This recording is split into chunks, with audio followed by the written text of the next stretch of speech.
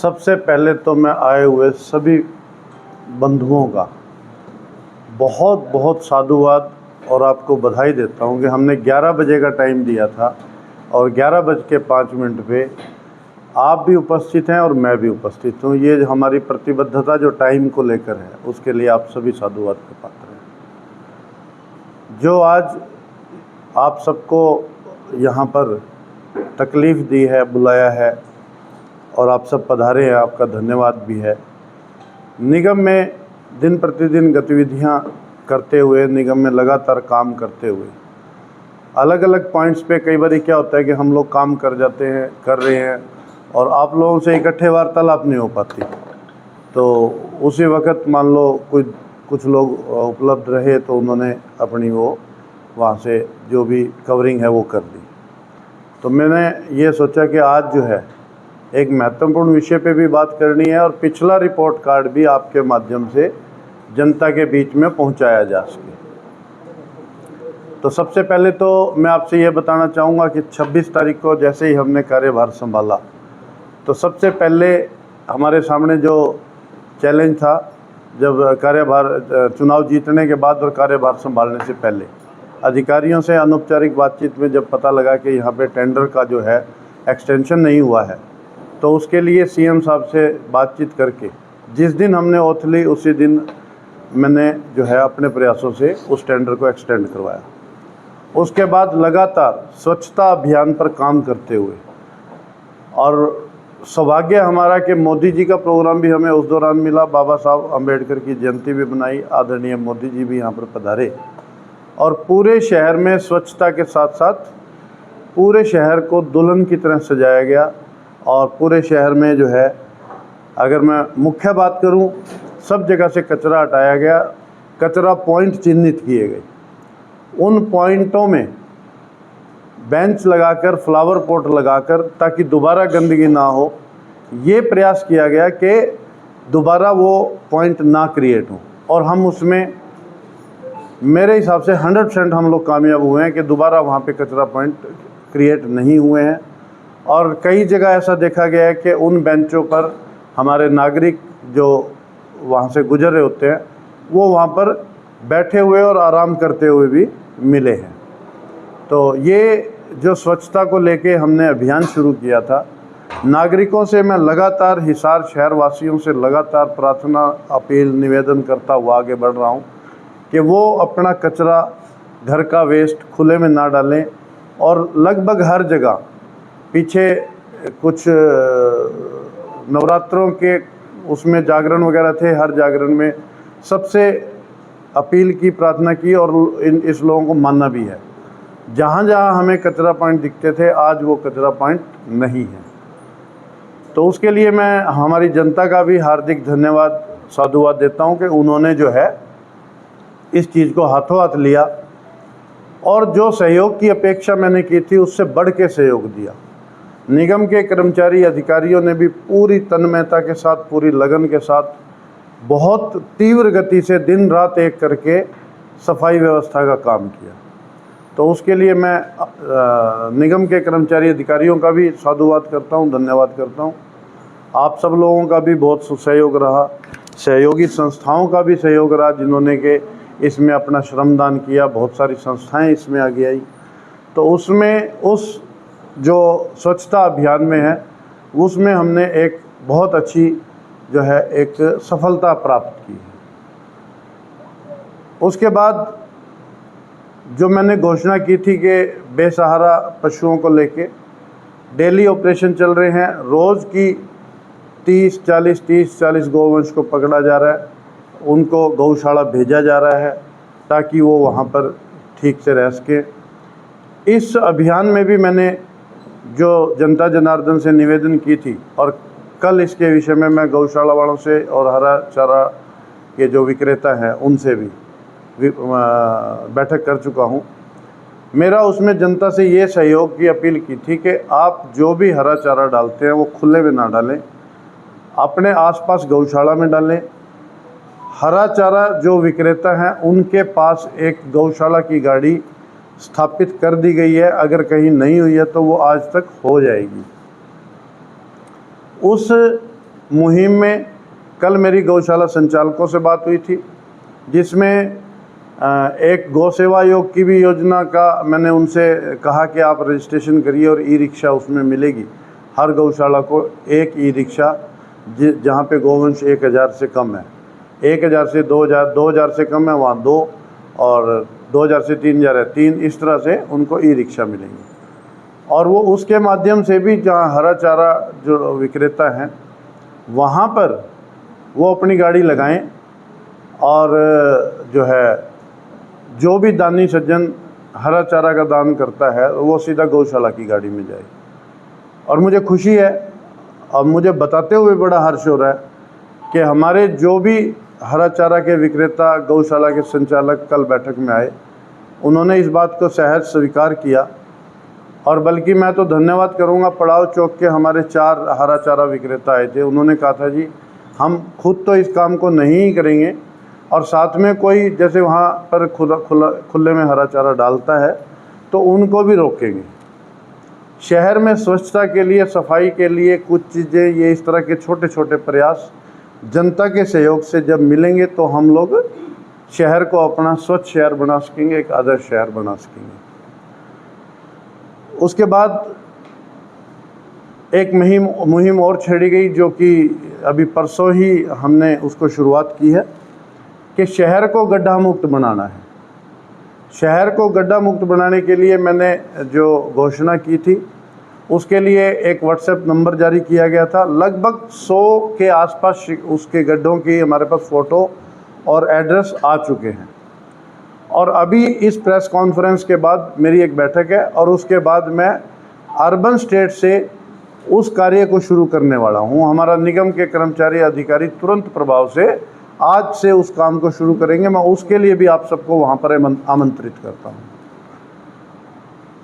ये सारा report card जो भी यहाँ पे चल रहा है, पानी की बीच में काफ़ी समस्या रही। अब उसमें मैंने स्वयं प्रयास करके इरिगेशन विभाग से बातचीत करके 2 दिन के लिए एक्स्ट्रा पानी छुड़वाया था, 2 या 3 दिन के लिए।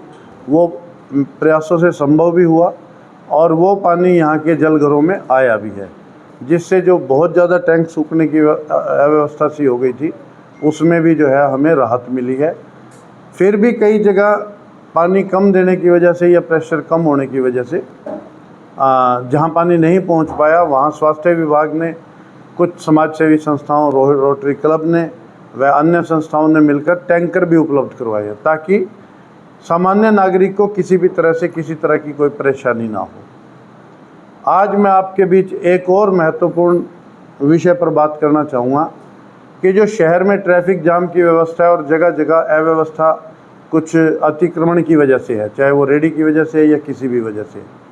कल मैंने अधिकारियों को ये निर्देश दे दिए हैं कि ये अतिक्रमण के बारे में जहाँ जहाँ यातायात प्रभावित होता है, जहाँ जहाँ कोई इस तरह का कार्य होता है, तो उसकी आप पहले तो ये बताएं कि कहाँ कहाँ पर ऐसी दिक्कत आ रही है। वैसे तो हमें सारी चीज़ पता है, लेकिन जब वो अधिकारी उस चीज़ का एक प्रोजेक्ट बनाएंगे, रोड मैप बनाएंगे और उसके ऊपर जब काम करेंगे तो वो उसके लिए उनको निर्देश दे दिए गए हैं। और मैं आपसे ये जो है बताना चाहता हूँ कि जब हम लोग इस पे बहुत जल्द इस पे हम लोग एक्शन शुरू करेंगे और एक्शन शुरू करने के बाद ये नहीं होगा कि आज आगे आगे ट्रॉली गई, लोगों ने सामान अंदर कर लिया, कल फिर लग गया। इस बात को पहले सुनिश्चित करेंगे कि वहाँ पे दोबारा अतिक्रमण ना हो और इसके लिए जीटी रोड से हम शुरू करेंगे। हम जो हमारा ये सरसा वाला रोड है, सरसा बाईपास, वहाँ से चलते हुए रास्ते में जिस तरह की भी रुकावट बाधाएं किसी भी वजह से है उनको दूर करते हुए ट्रैफिक को सुगम बनाने के लिए काम करेंगे।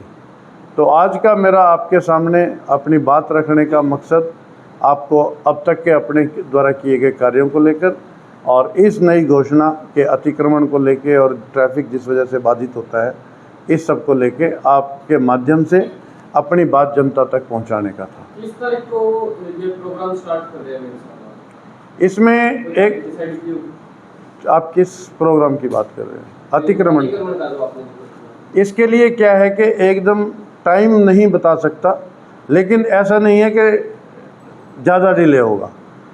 5-7 दिन में इसको जो है हम लोग एक बारी एक्शन प्लान आ जाए, एक बारी अधिकारियों का मेरे पास आ जाए, उसमें जो सुधार करना होगा, जिसमें जनता की परेशानी कम से कम हो, वो सारी चीज़ें देख के उस पर एक दोबारा बैठक 2-4 दिन में ही करके, और मुझे ऐसा विश्वास है कि हम 1 सप्ताह में इस काम पे आ जाएंगे। आपने अभी जो तस्वीर बताई हकीकत उससे बिल्कुल अलग है। डंपिंग स्टेशन की बात कर लेते हैं, आपने कुर्सियां बहुत खूबसूरत लगा दी लेकिन वो टूटना शुरू हो चुकी है, गमले फूटने शुरू। कोई बात नहीं। सुनिए एक, और वहाँ पर जो लोग आप कह रहे हैं कि बैठ रहे हैं, लेकिन वहाँ पर इस मौसम में धूप के अंदर बैठना संभव नहीं है क्योंकि वहाँ कोई शेड की व्यवस्था है। कोई बात नहीं। क्या आप मुझे एक भी तस्वीर ऐसी दे सकते हैं? शांतिनगर चौक के आस-पास की मैं चेक करवा लूँगा। दूसरी बात, एक मिनट इनकी बात का जवाब दे दो। दूसरी बात, जो गर्मी आ गई, ये तो देखो मौसम का वो है, लोग सुबह सैर को भी जाते हैं, शाम को भी सैर को जाते हैं, तब भी बैठ सकते हैं, और गर्मी जब कम होगी तब भी बैठ सकते हैं। हमारा मुख्य मकसद वहाँ पे बैठना के साथ साथ ये ज़्यादा ज़रूरी था कि डंपिंग पॉइंट ख़त्म हो। जो डंपिंग पॉइंट आप कह रहे हो, कुर्सी टूट चुकी है, लेकिन डंपिंग पॉइंट तो इकट्ठा नहीं हुआ ना। नहीं, अभी डल गया तो उसको हम चेक करेंगे, देख लेंगे। मेरे संज्ञान में अभी तक ऐसा कोई भी रिपीटेड वो नहीं आया। आपने बताया तो इसको आज ही चेक करवा लेंगे, कल भी नहीं होगा। क्लब के गेट के सामने भी एक कुर्सी टूटी हुई है। कोई बात नहीं, वो जब कोई बैठा है, कोई शरारती तत्व है, कोई तोड़ गया है।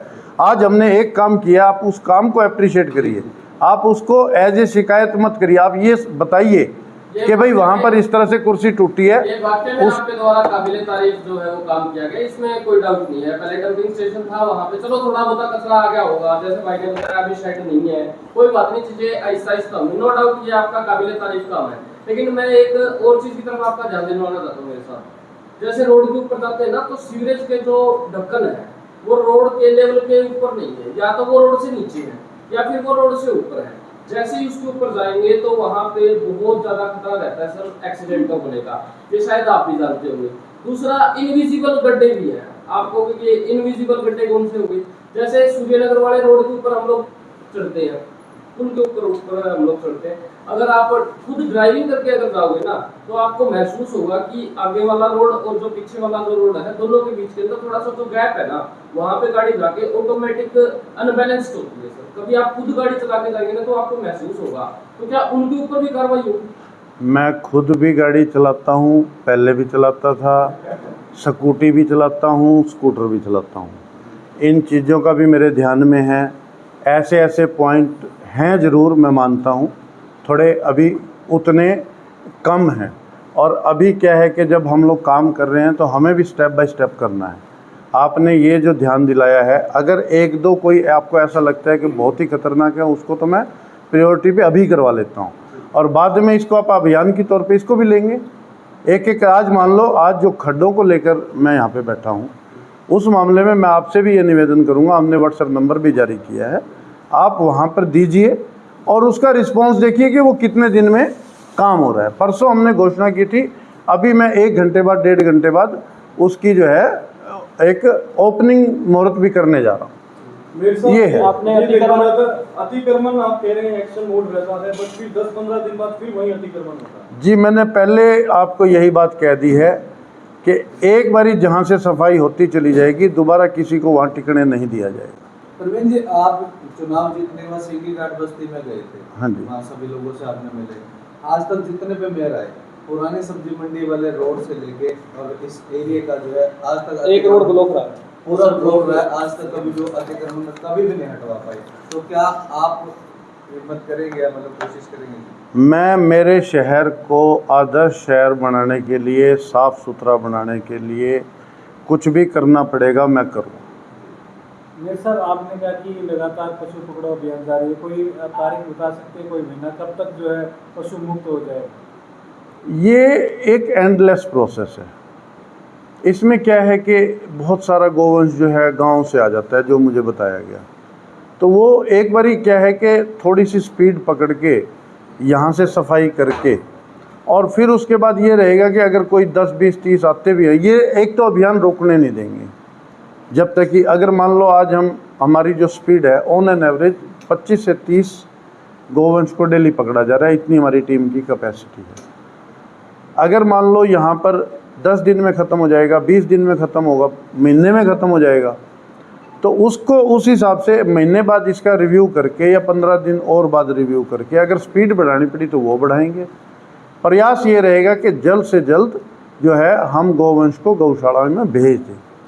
जो लोग खुले में हरा चारा डालते हैं, गली मोहल्ले में डालते हैं, अगर वो नहीं माने तो क्या उन पर कार्रवाई भी हो सकती है? जब मैं इतनी मेहनत कर रहा हूँ, इतना कुछ कर रहा हूँ और किसी एक आधे व्यक्ति नहीं मानेगा, वैसे तो मैं आपको बताऊँ इसमें कोई वो नहीं है। मेरा जो पर्सनली एक्सपीरियंस रहा है, जब